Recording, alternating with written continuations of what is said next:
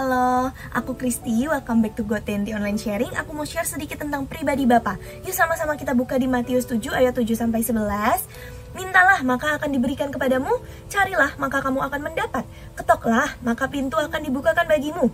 Karena setiap orang yang meminta, menerima, dan setiap orang yang mencari, mendapat, dan setiap orang yang mengetok, baginya pintu dibukakan. Adakah seorang daripadamu yang memberi batu kepada anaknya jika ia meminta roti, atau memberi ular jika ia meminta ikan?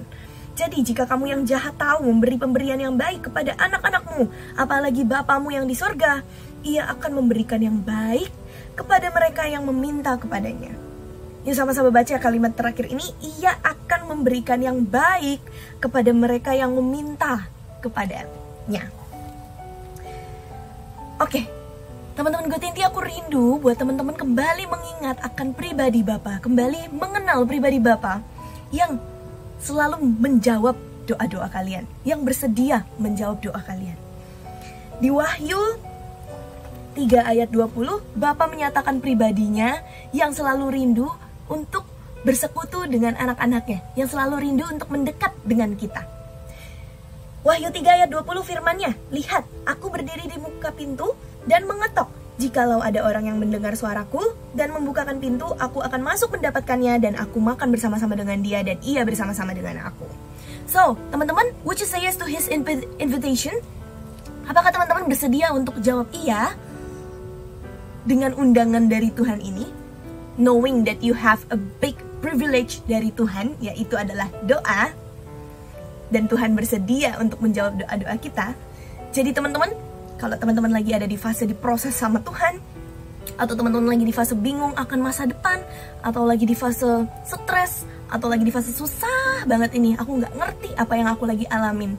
Yuk, aku encourage teman-teman untuk mendekat sama Bapa. Doa itu nggak cuman doa pagi, doa malam, doa sebelum tidur, doa bangun tidur. No, tapi aku encourage teman-teman untuk bangun kehidupan doa itu setiap waktu. Setiap jam, setiap hal yang kamu alami, setiap hal yang kamu pikirkan, libatkan Tuhan, libatkan Roh Kudus. Karena Bapa adalah Bapa yang baik, Dia bersedia untuk menjawab setiap doa-doa kita. Jangan gagal untuk menangkap jawaban doa dari Bapa. Kadang kita sebagai manusia, kita melihat keinginan kita lebih besar. Jadi kita berdoa, dan ketika jawabannya itu tidak sesuai dengan apa yang kita inginkan, kita menganggap itu bukan jawaban. So, yuk teman-teman GoTNT jangan gagal untuk menangkap jawaban doa kalian. Karena di setiap jawaban doa itu Bapa mau mengungkapkan pribadinya. Bapa mau menyatakan kerinduannya atas kalian. Jadi dari setiap jawaban doa, kalian pasti akan bertumbuh dalam hikmat Roh Kudus. Jadi bertumbuh dalam pengenalan akan Bapa, bertumbuh dalam kehidupan kerohanian kalian. Jadi jangan gagal untuk menangkap isi hati Tuhan. Oke? Nah, sama juga buat teman-teman yang sekarang mungkin lagi di fase di atas, jangan lupa untuk akui kemuliaannya dalam hidup kita. Oke?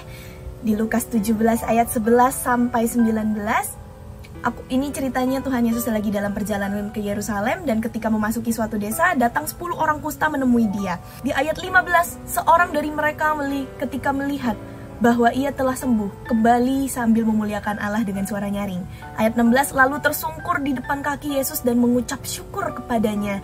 Orang itu adalah seorang Samaria. Lalu Yesus berkata, bukankah ke-10 orang tadi semuanya telah menjadi tahir? Di manakah yang 9 orang itu? Jangan sampai kita menjadi 9 orang yang dicariin Bapa. Oke? Tapi datanglah tersungkur di depan kaki Tuhan. Bersyukur, sadari kalau semuanya itu dari Tuhan. Nah, percayalah teman-teman, ketika kita mulai melibatkan Bapa di setiap hal, ketika kita mulai menyadari pribadinya yang begitu baik, menyadari pribadinya yang begitu besar, Bapa pasti akan memberikan hikmat-hikmat buat kita, supaya kita bertumbuh akan pengenalan akan pribadi Bapa. Jadi jangan gagal menangkap isi hati Bapa. Jangan sampai terlena dengan kemenanganmu, dengan sukacitamu, dengan kenyamananmu. Tapi terus kejar isi hati Bapa. Karena di setiap musim kehidupan kita, Bapa punya isi hatinya. Bapa punya suatu rencana, suatu maksud dari hal-hal yang Dia izinkan terjadi. Oke? Jadi teman-teman, bangun kehidupan doa kalian. Gak cuma doa pagi, doa malam, tapi doa persistently. Doa stay communicate dengan Tuhan gitu ya, terus dekat sama Tuhan, oke?